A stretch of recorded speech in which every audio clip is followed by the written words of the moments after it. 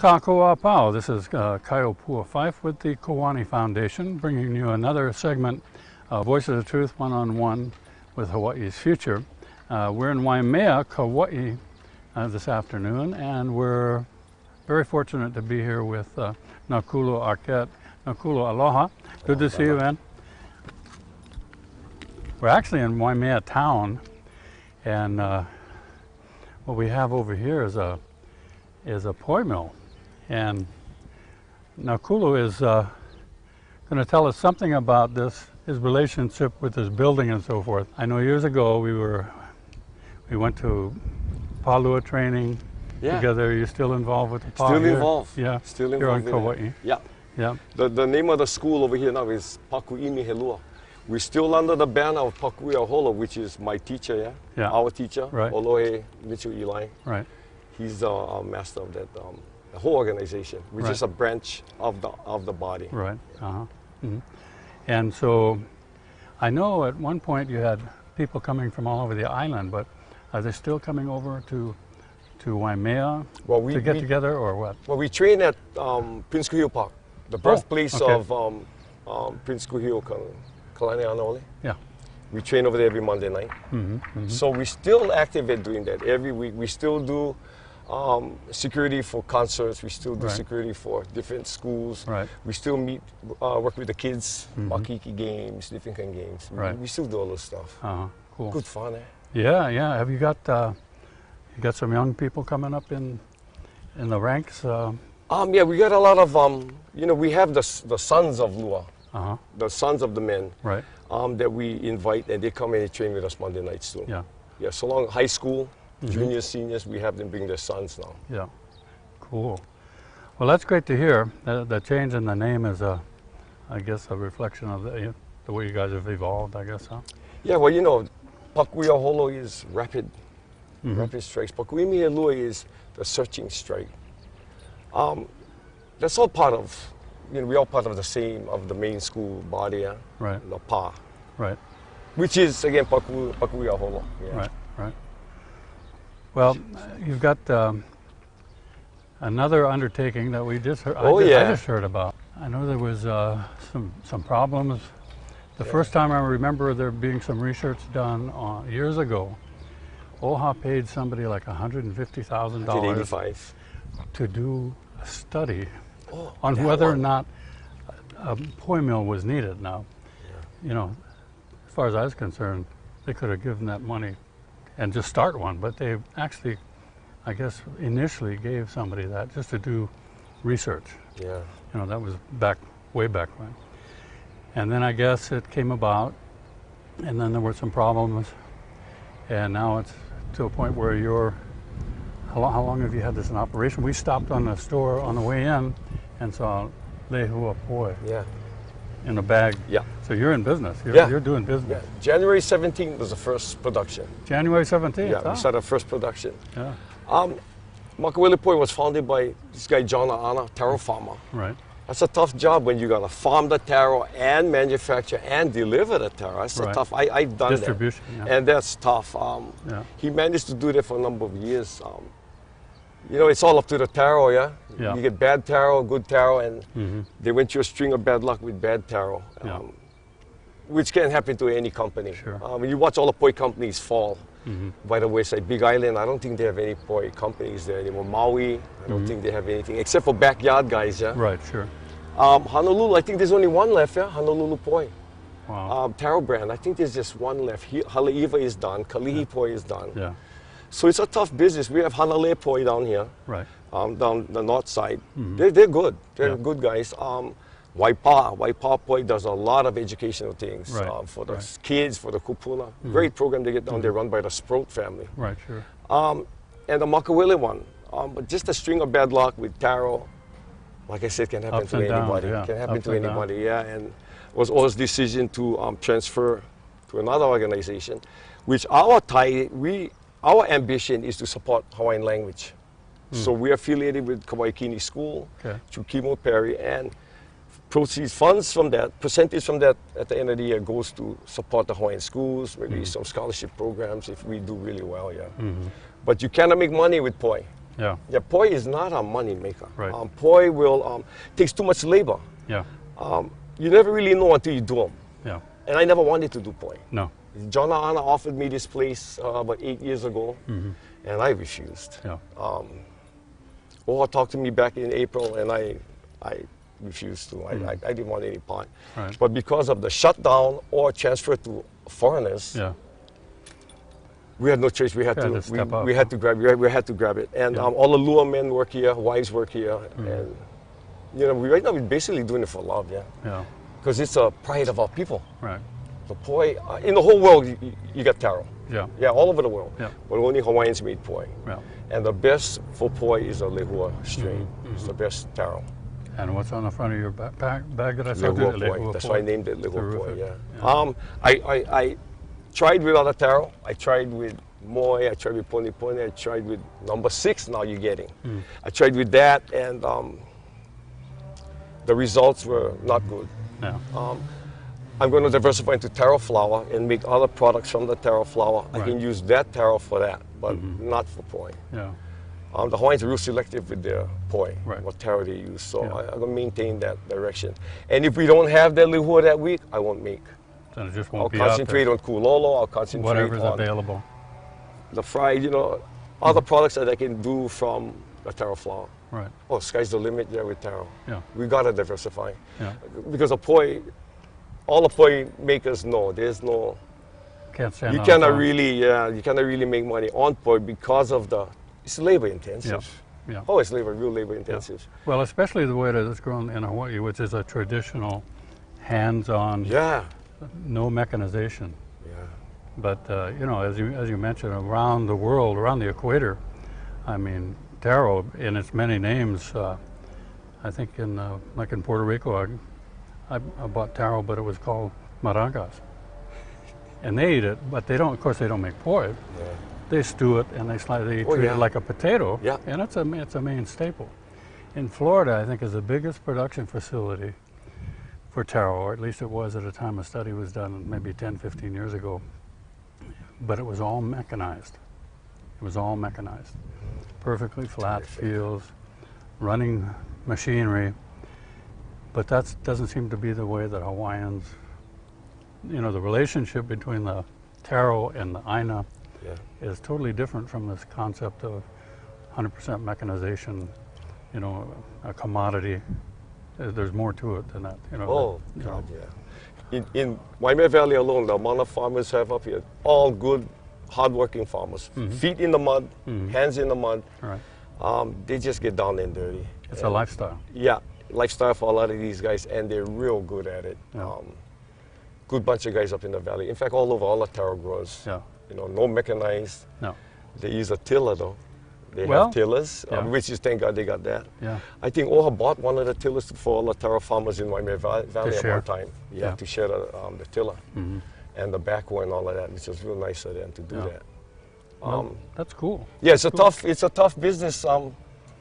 When you watch all the failing companies just fall at the wayside, you're at the mercy of the taro. Yeah. You don't know, some of the taro is bad, and you try to make do with what you can. Yeah. Yeah. Yeah, it's a tough business. Well, farming in general is a tough business when you look at as kalu as being a spiritual and a cultural Yeah. aspect that throws it, even complicates things for us. So, Yeah. Got to be perfect or not at all. When we get the taro from the farmer, we dump all the taro out. We have a table there with a Yeah. wire cage over them, and we wash our taro before we cook it. Yeah. I had a couple of farmers tell me waste a lot of labor Yeah, doing right. that. But before you eat your vegetables and you cook your vegetables, you wash your vegetables. Yeah. Yeah.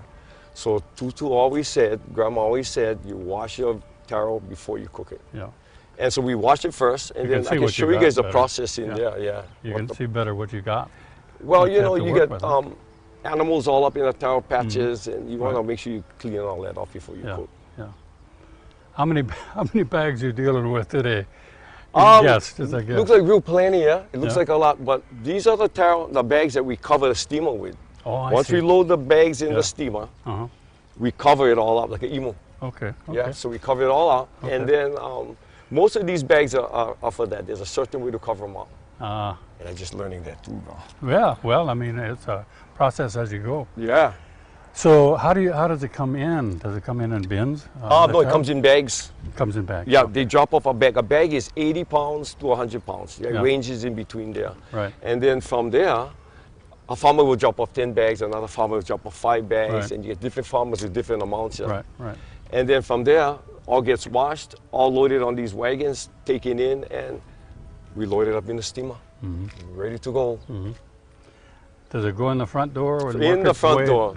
Works There's its way nothing like through the and go front out the door. back? Well, why don't we pretend that we got a big batch of Okay. Kalo and Big we're batch of working our way taro. through. Hey, when you got sign? No signage The yet, huh? sign is right here. I haven't mounted it yet Oh, because we're not finished with. This is the sign. oh, cool. Yeah. Yeah. Hello, bringing the taro plant down. And this is a bag, what the package looks like. 3 leaves, past, present, future generation. This poi pounder with the hole inside, only Kauai use that type of poi pounder. Right. And then the lauhala mat is, of course, the binding and weaving together of the people here. Yeah. The strength of unity. So, And what do you have over here? he's bringing down the taro plant. Yeah. The haloa to Kauai. I always do this for my daughters when I Yeah. send them money in college. Yeah. I always would draw stuff like this, Yeah. and then so I just use it as my logo on the bag. Cool. Yeah, What kind of you got an artistic bent to you, huh?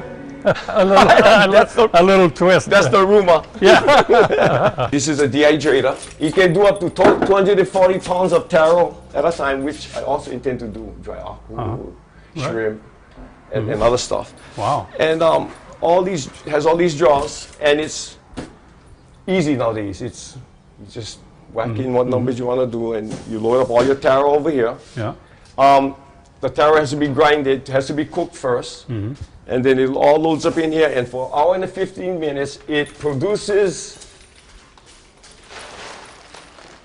Like pellets. dehydrated taro. Yeah. Dehydrated taro. Yeah. Yeah, and then from here we grind it up into flour. Cool. So when that's you the see idea. when you see those taro buns and so forth. Yeah, it's made taro from this. flour, yeah. Yeah. Well, a lot of them buy taro from us, cooked taro, and they pulverize it and mix it right in. Yeah. But with this, we can do a lot of things. We want to focus on Japan. We want to focus on our marketing team has Stephanie Iona, which is brilliant in her field. She takes care of the Grove, yeah. Okay. She's the manager of the Grove. Her and her husband, Charlie Iona, they have a marketing team, and they're pushing to get this taro flour, I guess mixed with mochiko. Japanese like to cook it with things. Yeah. And Cool. then there's so many things you can do with them. French fries, Wow. we can do the French fries. That's Yeah. really good, yeah. Well, that's quite a piece of machinery there. Yeah, it's a great machine, and you know, it's real nice of them to purchase this for us because this costs a pretty penny. Yeah. I bet. Yeah, that's really nice of them. Yeah. And this. And you this is a actually use chill. this? Yeah. When we came here, it has a air conditioner running here, so right. we're transferring it to a regular chill, Right. which he said they'll fix it Yeah. for us. So terrific! Yeah, we might as well use it. Sure. One of those old, I don't even know where this came from.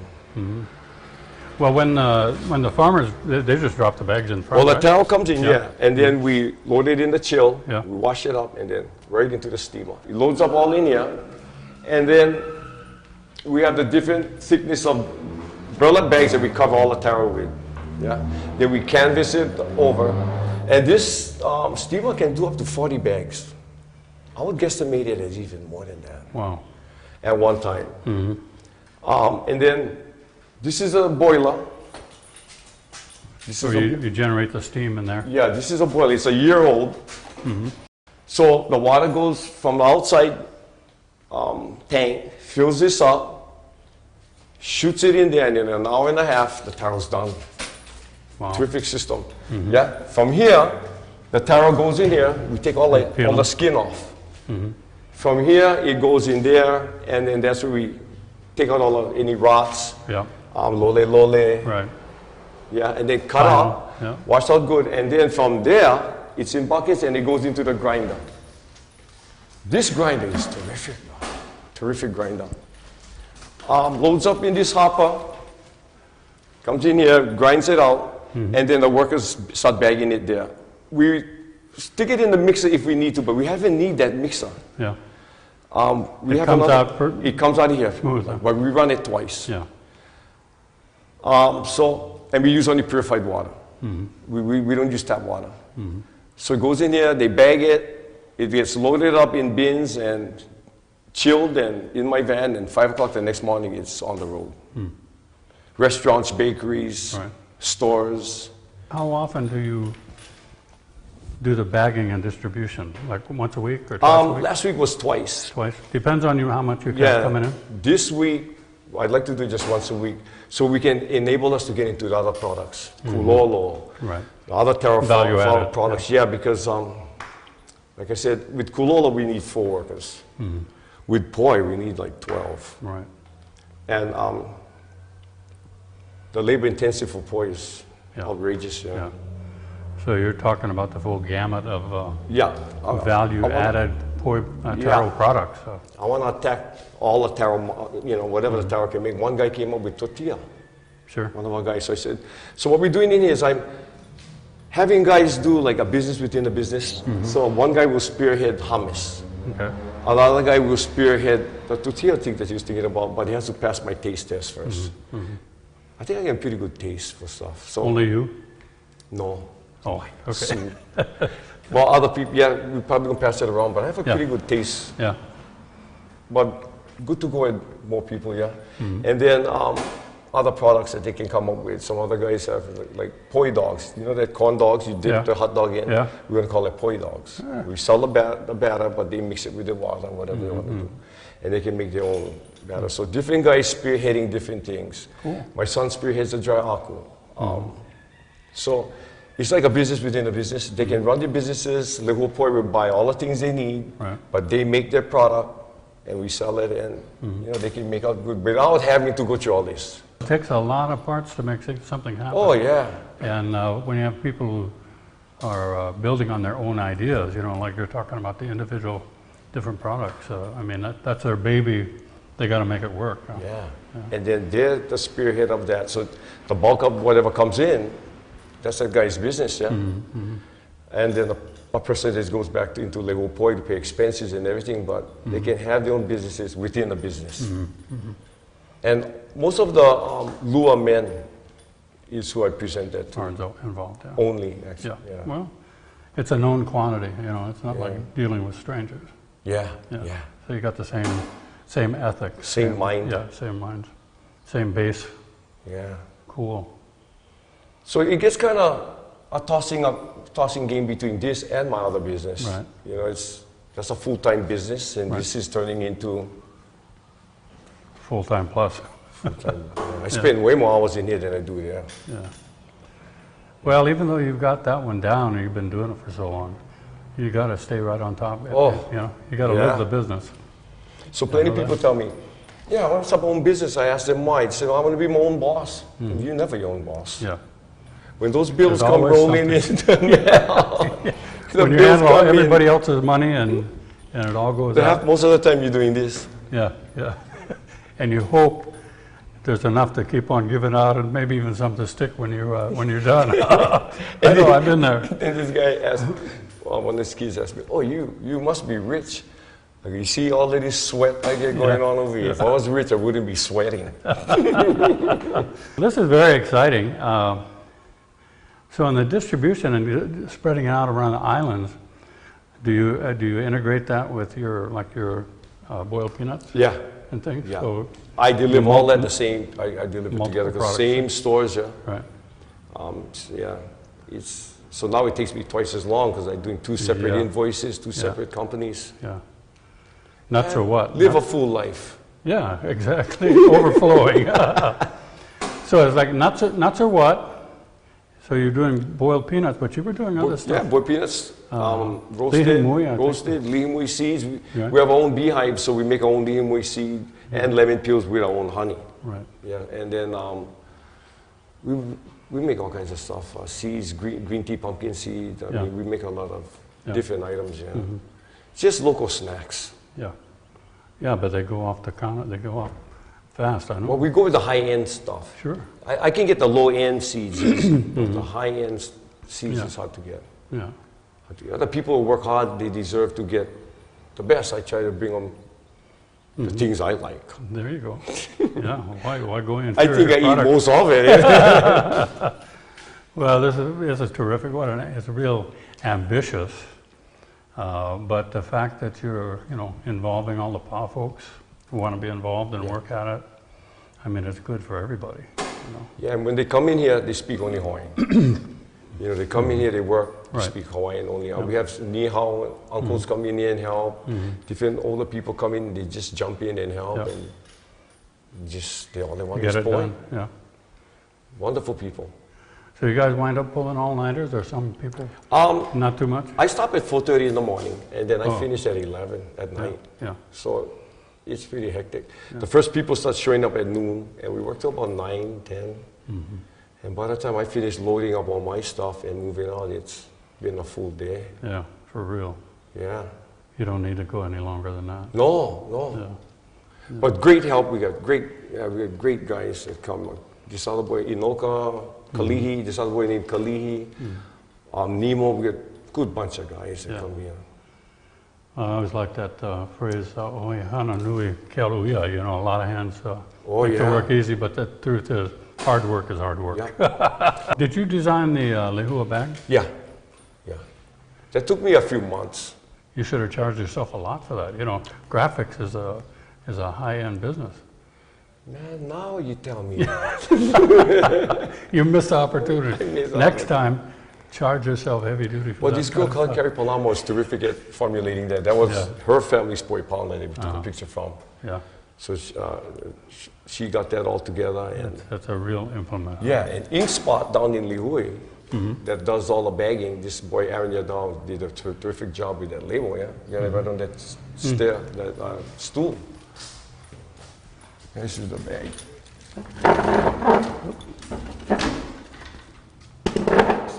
Yeah. So he did a real great job with that. They did the electronic part, huh? And then we do the kalopa, but I don't see any of my labels out here. We do the taro chunks too. Yeah. Well, cool. I'm glad to see that staying busy enough to stay out of trouble. And I gotta get more busy then. oh, sounds to me like you're. I don't know if you can handle too much more, but you can. More power to you. Good team of people. Hey, I appreciate being able to catch you. Yeah, jeez. And get out here and see you more often now. I haven't seen you in a while. Nice to see you. Good to see you. And we want to thank all of you for tuning in. Once again, I'm Kaiopua Fife with the Kiwane Foundation, with Voices of Truth, one with Hawaii's Future, Nakulu being one of them. Mahalo nui loa, malama pono.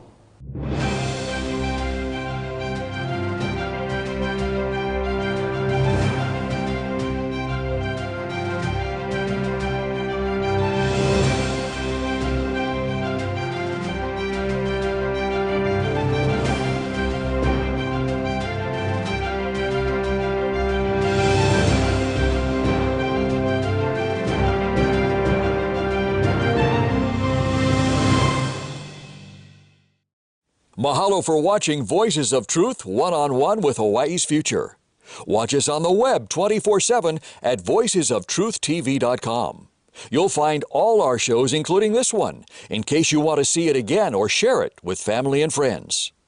Also view our weekly video commentaries at freehawaiitv.com. And check out our blog, published daily, at freehawaii.info. It's all part of the Free Hawaii Broadcasting Network.